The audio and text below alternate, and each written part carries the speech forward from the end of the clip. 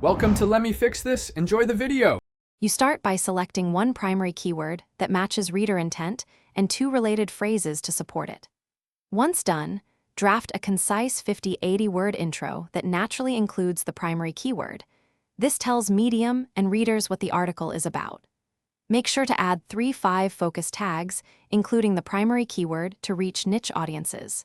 Then, publish the first draft with a clean title and featured image. This kicks off indexing and gives you a baseline to improve. You now refine the body.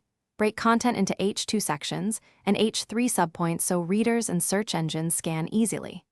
Once structured, expand each section with 2-3 short paragraphs, adding the related keywords naturally. Avoid keyword stuffing. Make sure to insert 1 to 2 internal links to your earlier Medium posts and 1 or 2 external authoritative links to boost credibility. Finally, add a descriptive image with alt text. This improves accessibility and can help search visibility. You finish by publishing and then monitoring performance with Medium stats. Watch views, reads, and read ratio to see what resonates. Once you have data, update titles, intros, and tags or republish after 2 to 4 weeks to capture new attention.